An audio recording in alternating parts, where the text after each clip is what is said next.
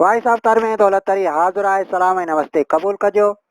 भाई साहब तर में अॼु 5 मिंट पाण अक जे वण ते ॻाल्हाईंदासीं ऐं अक जे वण ते ॻाल्हाइण खां अॻु हिकिड़ी नंढड़ी गुज़ारिश त जेकॾहिं अञा ताईं तव्हां पंहिंजे चैनल भाई साहब तर खे सब्सक्राइब न कयो आहे त हींअर ई करे वठो जीअं असांजी हर नई ईंदड़ स्टोरी ऐं वीडियोज़ वग़ैरह तव्हां ताईं आसानी सां पहुची सघनि। ऐं अॼु भाई साहब तर में अखनि बाबति पाण जंहिं शख़्स सां कचहरी कंदासीं इहो आहे रोयला कॉलोनी चेलार जो नंदलाल रोयल उर्फ रोयल चेलारियो। दोस्तों अक जो वण हिकिड़ो तारीख़ी क़दीमी क़ीमती ऐं फ़ाइदेमंद वण आहे ऐं हिंद सिंध समेत जिते किथे वारियासी ऐं पथरीली ज़मीन में थिए थो ऐं थर जहिड़नि रेगिस्तानी इलाइक़नि में वरी जजे तइदाद में मिले थो जॾहिं त बकरियूं ऐं हरण वग़ैरह हिन वण खे शौक़ सां खाईंदा आहिनि। हीउ वण लासोड़ ऐं बिना कंडे वारो ऐं कद में 5 फुट खां वठी 10 फुट ताईं थिए थो। चवनि था कि माज़ी में थर में अक जो वण तमामु घटि हूंदो पर पोइ को वक़्तु आयो जो थर में अक जो वण आम जाम ऐं जजे तइदाद में थी वियो ऐं अक जे वण खां अॻु बावरी नाले हिकिड़ो वण जेको थर में जजे तइदाद में हूंदो उहो बि आहिस्ते आहिस्ते ख़तमु थियणु लॻो ऐं पोइ थरिया चवणु लॻा त ॿुड़ी बावरी उगो अक यानी बावरी जो वण हाणे ख़तमु थी वियो ऐं हाणे उन्हीअ जी जाइ ते अक जो वण उभरियो ऐं आयो आहे ऐं पोइ इहो जुमिलो चवणी जी शिकल इख़्तियार करे वियो त ॿुड़ी बावरी उगो अक ऐं पोइ अक जो वण एतिरे तइदाद में वधी वियो जंहिंजी का हद न रही।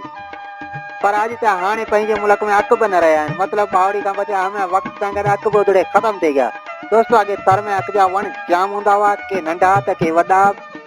मतिलबु चइनी पासे घाटाण ऐं सावक ॾिसण में ईंदी हुई ऐं जॾहिं को माण्हू अक जे वणनि में लिकी वेंदो हो त ॻोल्हियो कोन लभंदो हो। पर अॼु अकनि जी हाणे अॻी ऐं साॻी सूंह ऐं सोभिया न रही आहे। अक के बारे में लोग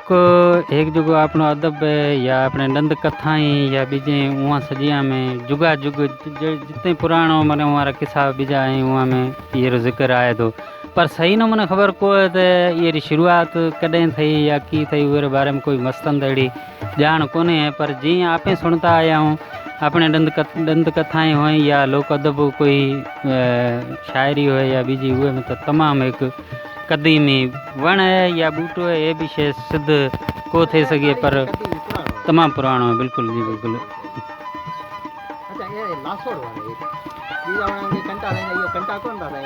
हाँ कुछ अड़े किस्म रा वण होंदा जेके बिल्कुल लासोड़ होंदा उहे में कंटा कोन था हों अकरो भी वण है ऐं कंडियां रो भी ईअं त कंडे कुछ लासोड़ होंदे त कुछ वड़े कंटा वाले भी होंदे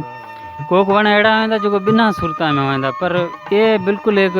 कंटा खां पाक वण है। जी हाँ बिल्कुल। यार मुख्तलिफ सबब होंदा काफ़ी आपां अड़ा बूटा वण हता जेके घणे तइदाद में हता उजड़े गया ऐं कुछ अड़ा भी वण या बूटा वड़े मुतारिफ थिया जो आगे होता है कोने तो हेणा माने वहाँ जंजाल करे छॾियनि तो ये नेचुरली एक जी बिल्कुल है देवे आपा वटि हो त भी कोने हेणा जो अड़े इतने तइदाद में आई जो माण्हू ये में बेज़ार थी गया। हाँ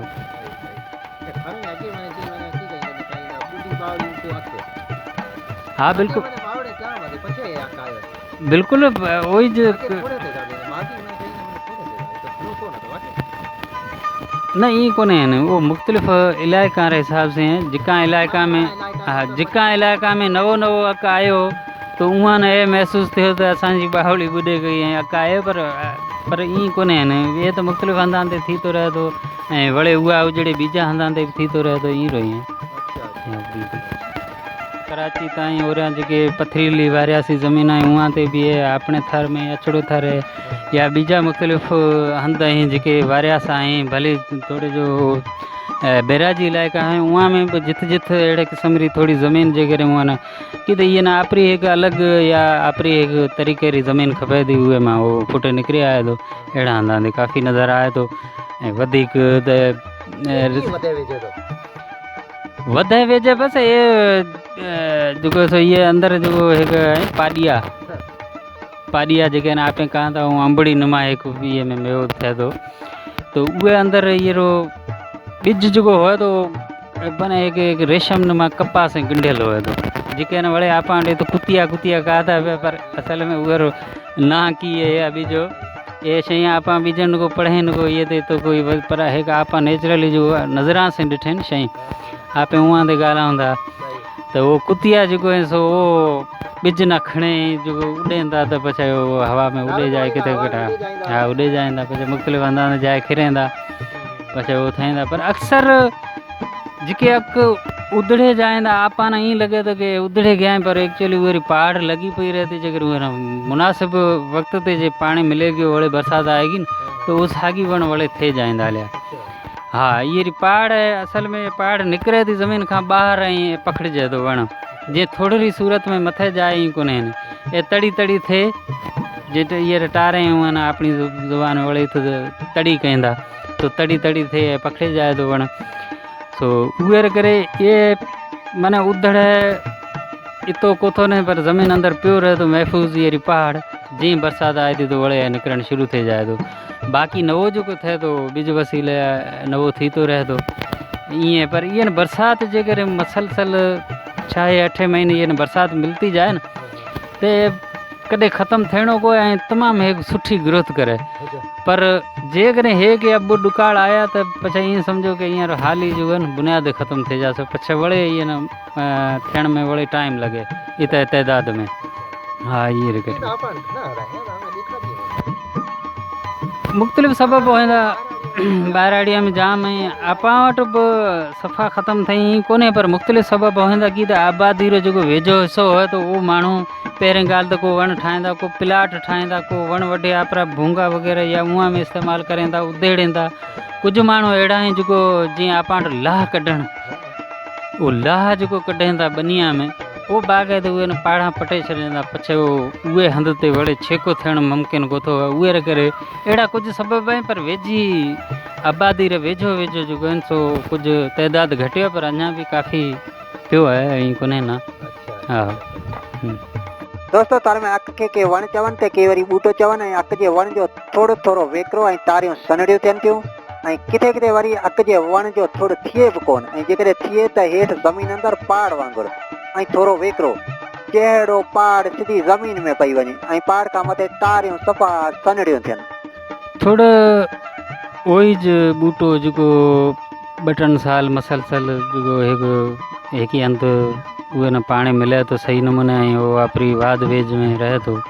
त उहे थोरो नज़र आए तो बाक़ी अक्सर करे थोरो होए थो कि त ये ज़मीन खां पहाड़ ॿाहिरि निकिरते ही पकड़िजे थी वो टारियां की सूरत में पकड़िजे थी जेके न आप तड़े कहाँ वो पकड़िजे जाए थी पछे वो थोड़ो थियण कोन थी ॾे बाक़ी जेकॾहिं ज़मीन अंदर पहाड़ है उहे जे हेठि जाती जाती थोड़ी थुली थे थी तो वही जो थोड़ो थे तो बकाया थोड़ो को चंद के कांदा ने असां ॾिठो कि झूना बूटा थे जाएंदा तकरीबन 4-4 साल 5-5 साल वो सही नमूने जेकॾहिं साई जी पोजीशन में रहंदा त वो थोड़ो थींदा बकाया अहिड़ो थोड़ो ख़ासि करे कोन थो नज़र आए तमामु घटि नज़र आए थो इहो थोड़ो जी बिल्कुलु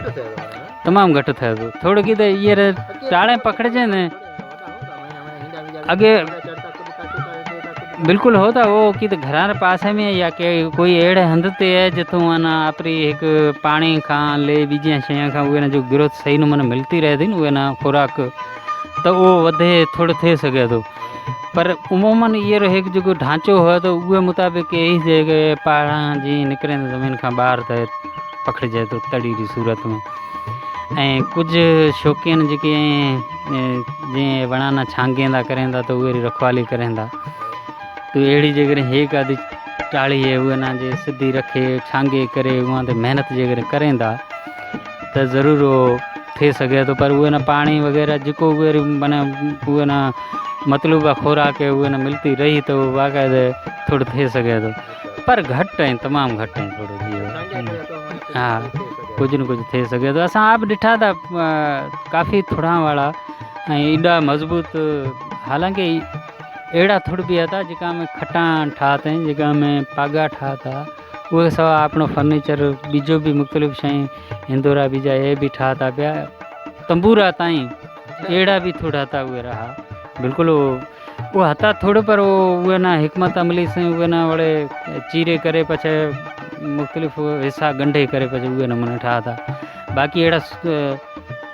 अकरी लकड़ी नाज़ुक भी है तो मज़बूत भी है जेकॾहिं थोड़ी शक्ल इख्तियार करे जाए तो ॾाढी मज़बूत है पछे उहे लकड़ी उहे पागा ठाहींदा त माने सम्झो वो पछे कॾहिं उहे न कोई शइ खाए कोन्हे ऐं उहो चिरे को सघे तो उहे करे उहो मज़बूत उॾाई अक्सर पाड़ा में लगे थी जॾहिं वो ताक़त आपरी छॾे जाए थी, खारास छॾे जाए थी जेके हन ते अवे जेके भी तड़े हैं अकारे उन आवे छोलसो पहिरें छोलसो या उन पड़सोसो जेके न आवे बाड़े कहंदा जी पड़सोण ये रा मुख्तलिफ सबब होंदा पड़सोण खां पछे वो कॾहिं भी उहे न खाए को थी सके कि जेको खारास हिन शइ में ख़त्म थी जाए थी तो पछे उॾाई खाए थी उहे न ऐं वो मिट्टी सां भी गंढियल होए थी पाणी लगे थो या उहे वटि सबब होंदा कि मिट्टी गंढिजे गई अपनी लकड़ी सां ऐं बरसाती मौसम में त पछे वो जेको सो उॾाई ना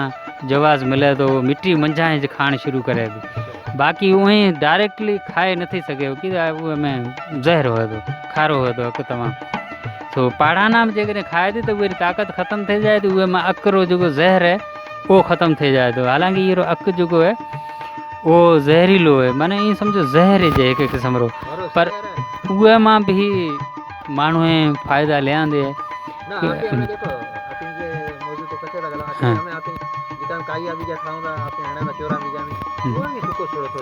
उहारा सबब होंदा को कहिड़ी कच्ची लकड़ी हुए थी या वो सही मौसम अच्छा मौसम रो भी तमाम जितना भी वण आई वो जेके भी ॾाह माण्हू आहिनि या ये शइ सां जेको वाबस्ता आहियूं उहा न वधीक ख़बर हुअसि त मौसम रे हिसाब सां कटिजे थी शइ मौसम रे हिसाब सां पड़सोजे थी ऐं मौसम रे हिसाब सां जेको छित या वग़ैरह कई शइ ते लॻे थी या फर्नीचर ठहे थो या जेको भी इस्तेमालु उहो आहे उहो मौसम रे हिसाब सां जेकॾहिं ठहे थो त कतई उहे न कोई शइ खाए नथी सघे ऐं बेमौसमी रोहिड़े जहिड़ी लकड़ी बि कंहिं खाइजी सघे थी तो ये सब शयूं उहा वॾा वो ज़हीन माण्हू हता जेका आपरो ज़हन हंडाए करे अहिड़े जेको सो हींअर सॼा तोड़ बीजा कढियांदे हाँ बरसात ज़ोरदार बरसात होए ऐं सुठी ज़मीन होए थी त कलम सनी टाड़ी कहीं त लगे थी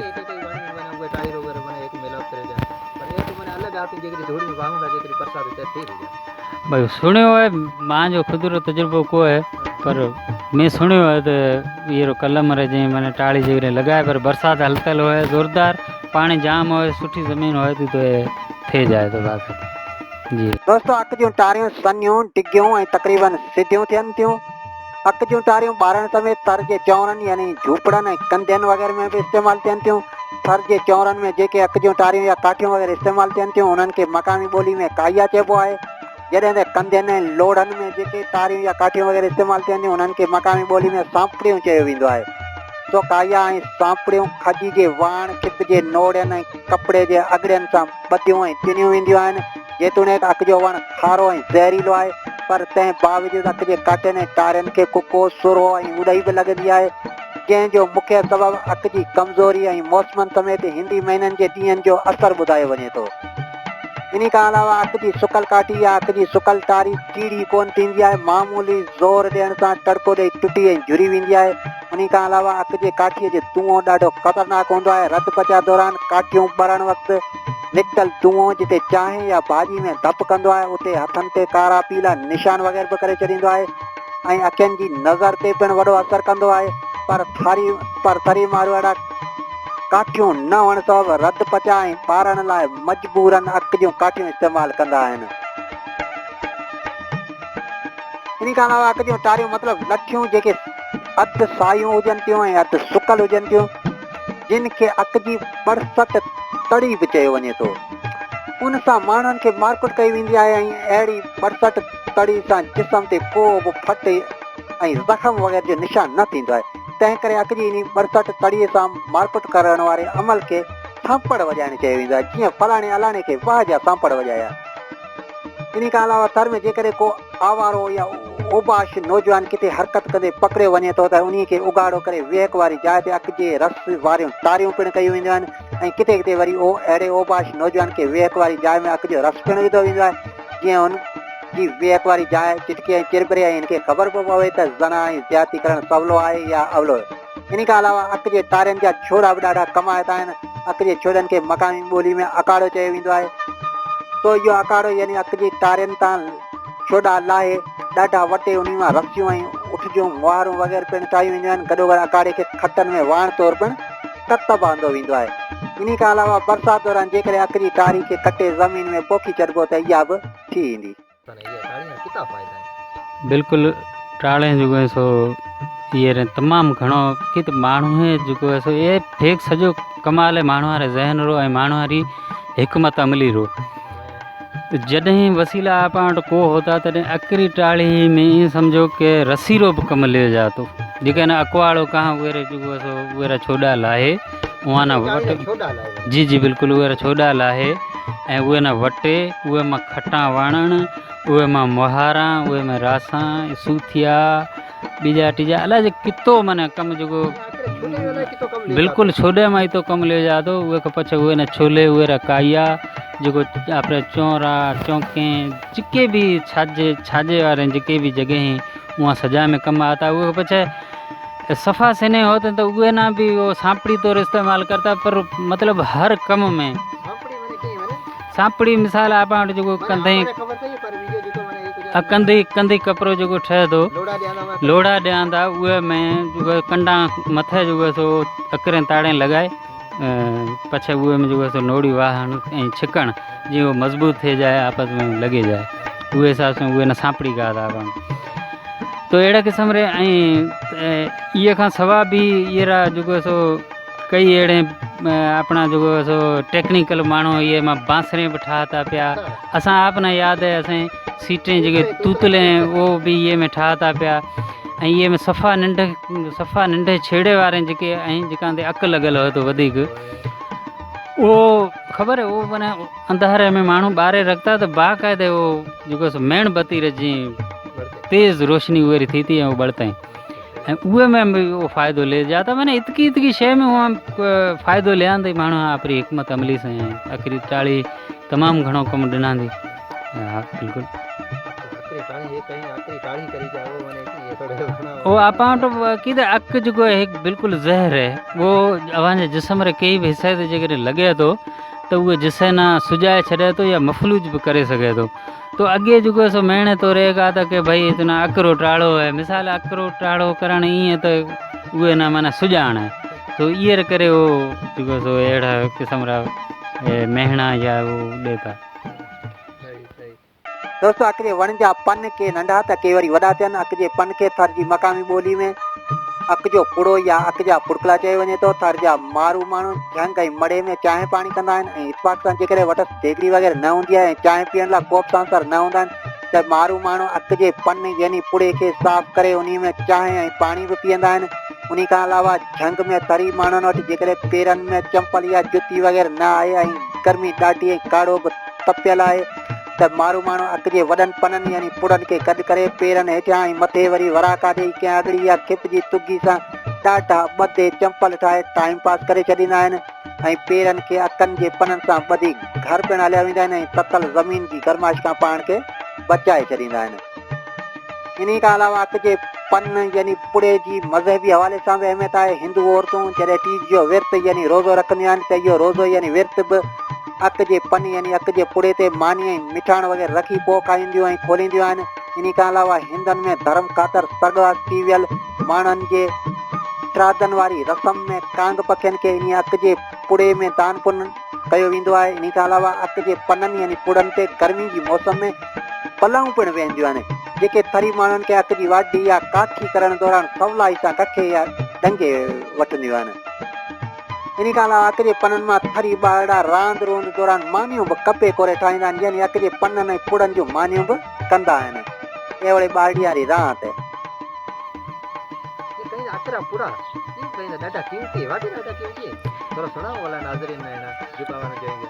बिल्कुल बिल्कुल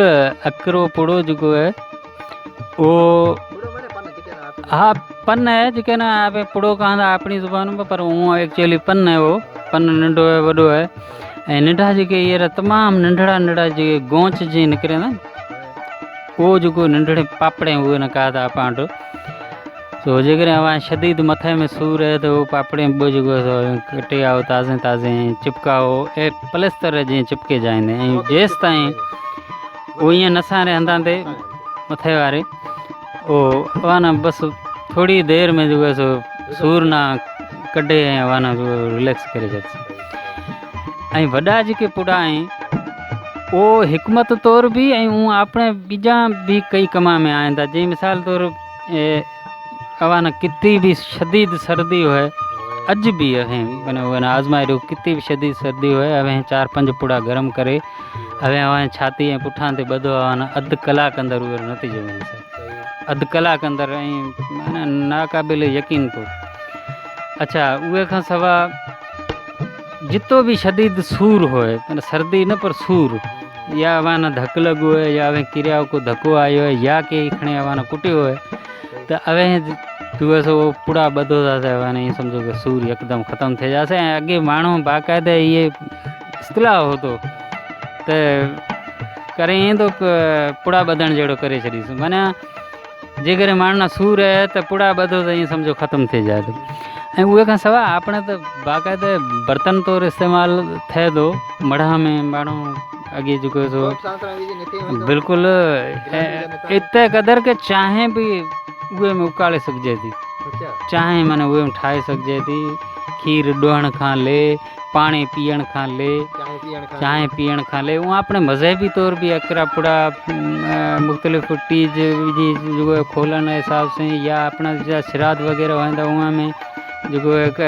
हाॾाना जेको खाराईंदा उहे खां सवाइ बि ॿिजा कई रस्मां में अपने नेचुरली माण्हू आहे जेको सो ईअं शइ मां फ़ाइदो बि लिया दे त कुझु अहिड़े जज़्बाती मज़हबी लगाव वारी शयूं बि अथई तो उहे करे उहा हर हवाले से इस्तेमालु करें शयूं। दोस्तों अक जे वण खे धकण या वढण सां हिन मां अछे क़िस्म जो रस निकिरे थो जंहिंखे अछो खीर जहिड़ो हुअण सां अक जो खीर ऐं अक जो ॾुध पिणु चयो वञे थो ऐं इहो अक जो खीर ॾाढो खारो ऐं ज़हरीलो थींदो आहे। धकण या वढण सां जेकॾहिं अक जो रस उॾामी कंहिं माण्हू या जानवर जी अख में पइजी वियो त इहो माण्हू ऐं जानवर अख सां अंधो थींदे देरि ई कोन कंदो। जेकॾहिं अक जो रस पवण शर्त अख खे फौरन ऐं जल्दी पाणी सां धोई छॾिबो त मुतासिर थियण खां पिणु बची पवंदी न त इहो माण्हू ऐं जानवर अंधो थी वेंदो। इन खां अलावा अक जो रस टारीअ ते थोरो ख़ुश्क थियण ऐं सुकण सां मेण जहिड़ो थी वेंदो आहे जंहिंखे ॿारण सां कुझु वक़्तु मेण बती वांगुरु ॿरंदो आहे। ॿियो त तरी ॿारड़ा ऐं ॿारड़ियूं रांदि रूंद दौरान इन अक जे रस यानी अक जे खीर मां रांदि रूंद वारी चांहियूं बि ठाहींदियूं आहिनि। इन खां अलावा जेकॾहिं कंहिंखे पेर में कंडो लॻे थो ऐं इहो कंडो पेर जी चमड़ी ऐं गोश्त अंदरि क़ाबू थी वञे थो ऐं निकिरण खां ज़ोर हुजे त कंडे लॻण वारी खोटियल जाइ ते जेकॾहिं अक जे रस जो हिकिड़ो फुड़ो विझी छॾिबो त इहो कंडो फौरन पाणे ॿाहिरि निकिरी ईंदो ऐं ज़ख़्म थियल पेर पिणु ठीकु थी वेंदो। अकरो रस अकरो ॾुध कई अकरो खीर कई हा अकरो खीर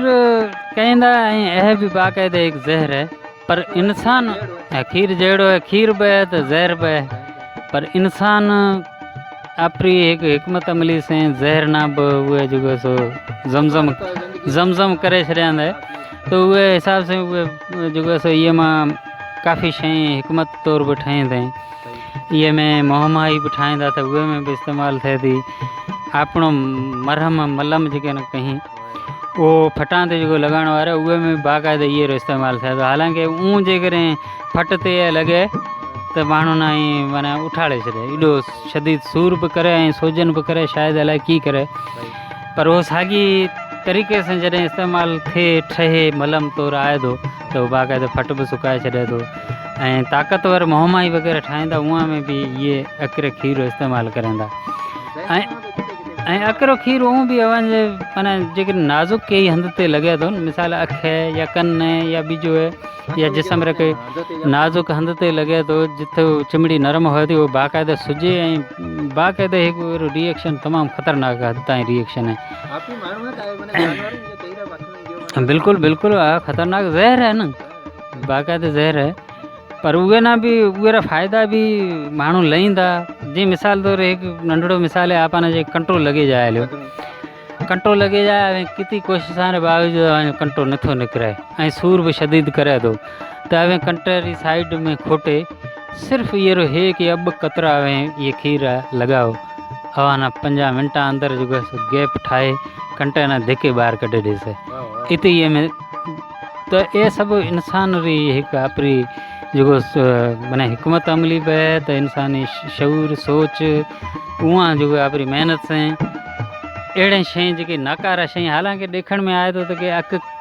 परे पंध खां ॾेख सां की अक पर का शइ कोन्हे यानी ईअं सम्झो बूटो नाकारा बूटो आहे पर आपा फ़ाइदा गिणाया आहिनि इहे खां बि अञा कई वधीक शइ थी सघे थी जेको अपने ज़हन में न हुई तो मां जे ख़्याल में धरती ते कुदरत रो जेको नेचुरली शइ आहिनि या मां अहिड़ी कोई बि शइ कोन्हे जेके में अहिड़ो फ़ाइदो न हुए इवन इहे धूड़ ताईं जेके न धूड़ करे छॾंदा उहे में बि फ़ाइदो आहे इंसान जेकॾहिं लेणु चाहे त फ़ाइदो ले सघे थो ॿीजी सूरत में उहो नुक़सान बि हो ले सघे थो उहो इंसानी गापरी हिकमत अमली अकरे खीर में माने अकरे जी दूधा पी को काम ने ये रस में माने बढ़िया चाय वगैरह बिठाईंदा न अकरे पना में माने वगैरह रोटी भी नहीं वगैरह वो एक 12 री रांद बिल्कुल है वो रांद तो इस्तेमाल करता पर है थो थी था पर है वो दौर कोने रहे नको ये बूटा अपने घर ना वेचो है नको भी बाहर है तो दौर ॾींहों ॾींहुं बदलतो रहे पे अञा थी सके तो बाहर आड़ी हम किथे होए अकन जे गुलन के मकामी बोली में अकन जा फुलिया चइबो आहे जेके नीरे ऐं वाङणाई रंग जा थींदा आहिनि जिन खे बकरियूं ऐं हरण वग़ैरह शौक़ सां खाईंदा आहिनि जॾहिं त थरी ॿारड़ा बि इन्हनि फुलियनि खे साफ़ करे वात में चूसींदा आहिनि छाकाणि त अंदरि खारण सां गॾु थोरी थोरी मिठास बि हूंदी आहे इन खां अलावा अकनि जे फुलियनि मां हार ऐं मालाऊं पिणु ठाहियूं वेंदियूं आहिनि जेके ॾाढियूं ख़ूबसूरत हूंदियूं आहिनि ऐं जिन खे अक्सर करे हिंदुनि जे मंदरनि में शिव भॻवान जी मूर्ति ॾाढो भेटा तौरु चाढ़ी वेंदियूं आहिनि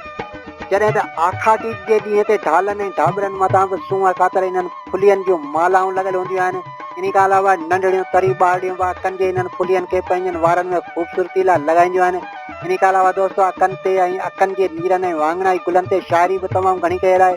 शेख अयाज़ पंहिंजी शाइरी में अकनि जो ऐं अकनि जे फुलियनि जो काफ़ी ज़िक्र कयो आहे ऐं किताबनि जा नाला बि अकनि जे हवाले सां रखियल आहिनि अकनि नीरा फुलिया किताब जो नालो पिणु आहे ऐं जिते लुक लॻनि जिते अक तपनि सो देस मुसाफ़िर मुंहिंजोड़े जहिड़ी शाइरी ऐं कलाम बि मशहूरु आहिनि दोस्तो अक में फुलिया थियण खां पोइ उन मां जेको मेवो थींदो आहे इहो अंबड़ी निमा ऐं खारो हूंदो आहे जंहिंखे मक़ामी ढाटकी ॿोली में अक जा पाॾिया चइबो आहे ऐं जिन खे बकरियूं ऐं हरण वारी शौक़ सां खाईंदा आहिनि ऐं अक में मेवो यानी पाॾिया थियण खां पोइ जॾहिं इहे पची रास थींदा आहिनि त उन्हनि मां अक जे ॿिज सां गॾु अछा रेशम जहिड़ा सफ़ा सना ऐं नरम घाटा वार हूंदा आहिनि जेके अक जे ॿिज खे हवा में उॾामण में मदद कंदा आहिनि ऐं इहो ॿिज परे परे ताईं पखिड़ंदो आहे ऐं जॾहिं बरसाति पवंदी आहे तॾहिं इहो फुटी ईंदो आहे तो इन अक जे ॿिज ऐं रेशम जहिड़नि वारनि खे मक़ामी ढाटकी ॿोली में कुतिया बि चयो वेंदो आहे ऐं वरी अक जी अंबड़ी यानी पाॾीअ मां निकिरंदड़ कुतियनि जे कप ऐं रेशम मां पखी पंहिंजे आखेरनि खे बखमल जहिड़ो नरम ठाही पोइ उन में आना ऐं बचा ॾींदा आहिनि ऐं पाण बि वरी आराम कंदा आहिनि हाँ बिल्कुल खूबसूरत ऐं परकीदा बाक़ायदा शायरी करी गई है शेख अयाज़ रा काफ़ी ईअं ते शेर ठहियल आहिनि पर असल में कीअं त आपा वटि आम ख़ासि आहिनि उहे करे आपा ने एतिरो महसूसु को था थियनि जेकॾहिं कोई नवे इलाइक़े रो माण्हू जिकर हा गुल कोई बि नवे इलाइक़े रो माण्हू जेकर न ॾिठल आहिनि उहो जेकॾहिं पहिरियों भेरो इथां आयो ऐं उहे जेकर ॾिठा त उहो ख़ासि के वाक़ई हिकु तमामु ख़ूबसूरत गुल आहे ऐं उहे खां सवाइ अपने इथे बकरे जेको आहिनि या हरण वग़ैरह ऐं अहिड़ा क़िस्म जा कुझु जानवर आहिनि इहे न एॾो शौक़ सां खाईंदा फुलियाना जो उन्हनि लाइ ईअं सम्झो कि हिकु माना फेवरेट डिश आहे ऐं उहे खां सवाइ बि इहे मज़हबी तौरु बि हा अकरो पुड़ा बि खाए थी उहो अकरे कचे टाणे कोंपले सभु खाए जाए हली तक़रीबन अक माना ईअं सम्झो कि बकरी रो फेवरेट बूटो आहे उहो वधीक खाए थी हरण बाक़ायदा खाए थी हरण रो खाधो ई जे हा हा ये तो अपने लोक अदब री शायरी भी हैं अक बड़ू के लुआ झड़े वाले हिसाब से तो बाकायदा हरण रो मैंने जिक्र आयल है अपने लोक अदब में तो खाए थी गुल तौर बाकायदा हा आपा जिके भी शिव शंकर भोलेनाथ री जिके भी सेवा करेंदा अपने मज़हबी रस्मात रे हिसाब से वो उहे ते एज फुल चढ़े तो कि तो उहे न एक ज़हर रो देवता कहो गयो ऐं उहे वो हमेशा ज़हर पीअण वारो मजनो हो उहे सदाई ज़हर जी पियो तो सो उहे रे करे उहे ते एज फुल चढ़ेंदा हा खारा फुल तो हाँ बिल्कुल बिल्कुल बिल्कुल हाँ उहे खां सवाइ हिकु ख़ूबसूरत गुल आपा वटि इत माण्हू जेको आहे न से ये न सजाए रखें को था, पर मैं काफ़ी हंधा ते माण्हू न शौक़ से ले जाते ॾिठो आहे पर घर में रखण भले खणे। ऐं ये में मिठास भी है अपना ॿार असें हाँ बिल्कुलु चूसता तो कुछ थोड़ी थोड़ी मिठास निकिरे थी, पर वधीक जे चूस ॾे तो माण्हू तो वरी खारांस आहे थी। ये भी भमरा ऐं खास कर फेरा रहेगा। भमरा भमरो तो वहीं ऐ गुल रो सीधा ही तो ज़ाहिर हो फिर ॾेसनि भागे। सही सही सही। दोस्तों जीअं त अक जो वण हिंद सिंध समेत तक़रीबन किथे किथे मिले थो ऐं ॾाढो पुराणो तारीख़ी ऐं क़दीमी वण आहे, तीअं इन अक जे वण जो ज़िक्र महाभारत यानी श्री कृष्ण भॻवान ऐं कौरवन पांडवन जे दौर में पिणु मिले थो। हिंदुनि में इहा दंत कथा आम तौर ते मशहूरु आहे त श्री अर्जुन जे भाउ पांडव भीम अक जी लठ यानी अक जी तड़ी ऐं तारीअ सां आसमानी बिजली यानी खिवण खे कुटी हुई। तंहिं करे थारी माण्हू अॼु बि बरसाति दौरान चवरनि ऐं झूपड़नि ते अक जी तारी हणे छॾींदा आहिनि ऐं संदन अक़ीदो हूंदो आहे त अक जी तड़ीअ सां भीम खिवण खे कुटी हुई। तंहिं करे कंहिं घर ते ऐं जिते अक जी तारी लॻल या हयल हूंदी या कंहिंजे हथ में खयल हूंदी त उते खिवण यानी आसमानी बिजली कोन किरंदी,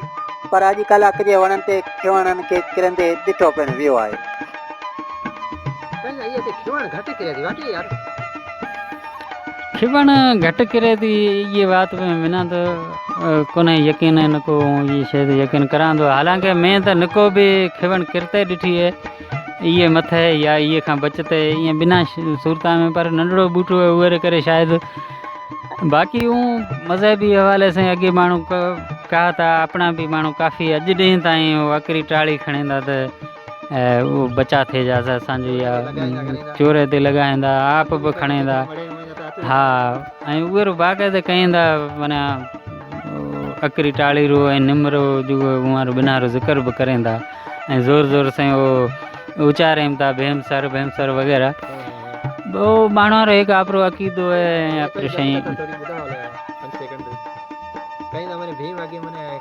हाँ वो दंद कथा है, बाक़ी महाभारत या किथे भी वो ज़िक्र कोने दंद कथा है तो वो दंद कथा ॿुधाइण वारा न जो वधीक ख़बर होसे,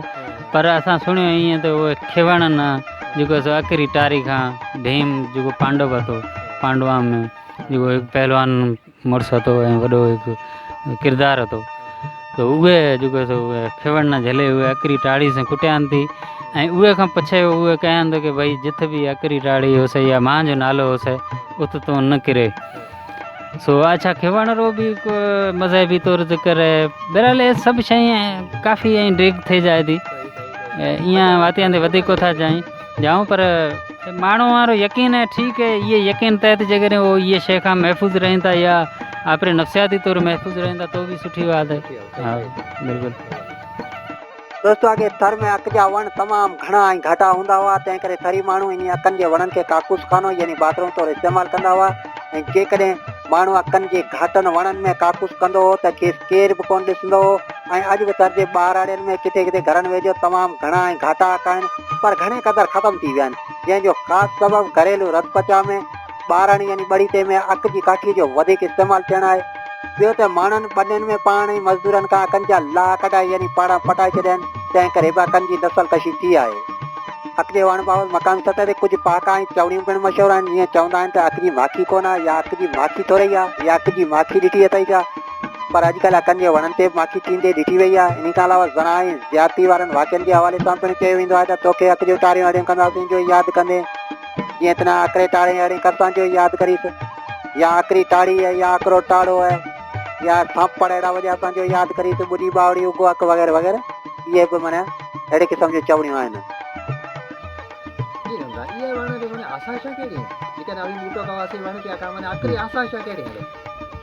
आसाइश ये ज़ाहिरी तौर ये कोई अहिड़ी ख़ासि आसाइश नज़र को थी आहे कि ये छां जेको हुए थी न पखड़ियल छां हुए थी अहिड़ी घाटी छां हुए कोक वण जेको वॾो थिए जाए थो उहे हेठि जेकॾहिं आहे त बक़ाया कोई अहिड़ी आसाइश अहिड़ी ख़ासि कोन्हे। भलाई लाइ आसाइश ज़रूरु आहे कि त भलायूं जेके लुंडे बांडोरे हूंदियूं आहिनि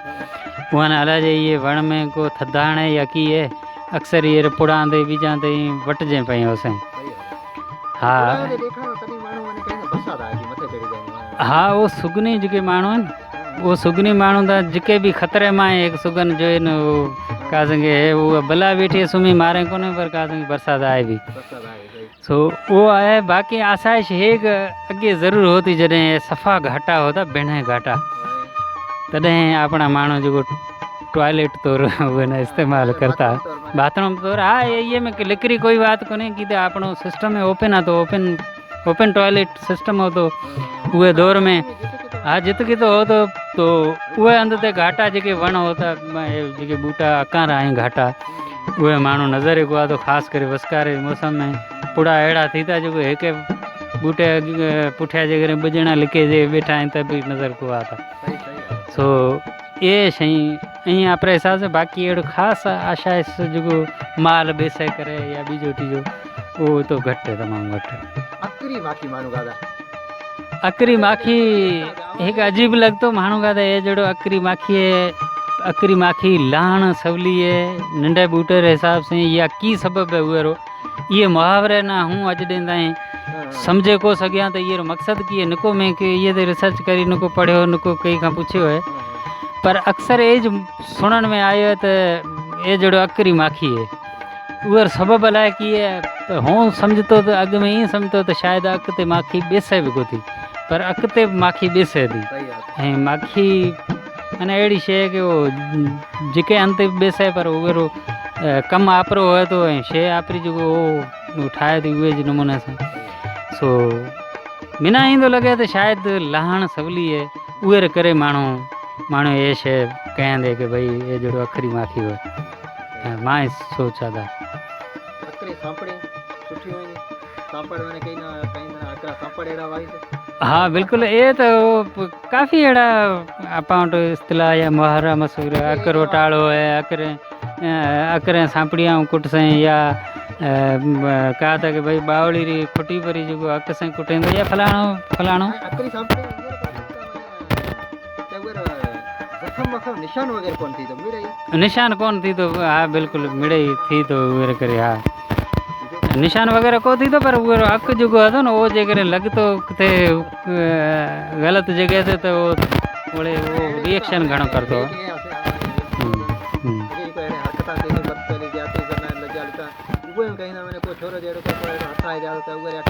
हाँ ये किस्म री सज़ा वाकई ॾिनी जाती है उहे करे अक्सर एज मशहूर होतो त अकरो टाड़ो है इतना तो उहे मां मुराद यही जो होतो त माण्हू जेके बि अहिड़े क़िस्म जा उंअर लाइ हिकु अहिड़ी सज़ा हुअणु खपे जीअं उहो जेको सो उहे न अहसासु त इहे शहरो ऐं उहो बिसरो हीअं न करे सघे थो अहिड़े सज़ाएं वाकई मुक़ररु हो त उहे में न इतो हरू भरू ज़ाहिरी कोई महसूस भी थे उहे ना भी एहसास थी जाए बिना शइ थी जाए तो ये करे ये शइ ज़रूरु होते हैं अकरे ये का सवा भी काफ़ी शयूं आहिनि जेको वहाँ ते माण्हू माना रिसर्च करे सघे थो ॻाल्हाए सघे थो अकरे मुख़्तलिफ़ हिसा ऐं अञा भी शयूं आहिनि एट ए टाइम माण्हू त सॼे कोथो सुणाए सघे हिकमत तौर बाक़ाइदा इस्तेमालु थियो माना जेके भी शयूं पाण भेण सुणाए इहे खां सवा भी अञा काफ़ी होसि जेको आपाना उहा शइ वारी ख़बर कोन्हे पर जिते आपाना ॼाण उहे मुताबिक़ मां ख़्याल में काफ़ी अहिड़ा फ़ाइदा आहिनि जीअं माण्हू अक न एक को बूटो ई कोथा सम्झे उहे हिसाब सां देखो ये अंदरि किथे नेमता लिकें पई ऐं माण्हू जेकॾहिं उहे शइ जो फ़ाइदो ले अॼु बि ले तो बि ले सघे थो ऐं हूँ त लियां थो अञा ताईं ॿिजो न त बि सर्दी री मौसम में पुड़ा ॿधण जो फ़ाइदो हूँ ख़ुदि लियां थो ऐं मिना हूँ आप मेडिकल शोबे सां वाबस्ता हूँ पर मिना पुड़ा वधीक रिलैक्स करें था ऐं मिना वधीक सही लॻंदा उहे करे हूँ ॿधां थो बाक़ाइदा की दोस्तों तव्हांखे असांजी इहा अकनि वारी स्टोरी कीअं लॻी उम्मीद त ज़रूरु पसंदि आई हूंदी ऐं जेकॾहिं वाक़ई तव्हांखे असांजी इहा स्टोरी पसंदि आई आहे त लाइक कमेंट्स ऐं शेयर करण सां गॾु तव्हांजे पंहिंजे चैनल वॉइस ऑफ सर खे सब्सक्राइब ज़रूरु कजो इन नंढड़ी गुज़ारिश सां गॾु तव्हांजे पंहिंजे मेज़बान दौलत तरीक़े ॾींदा इजाज़त साथ सलामत रहे।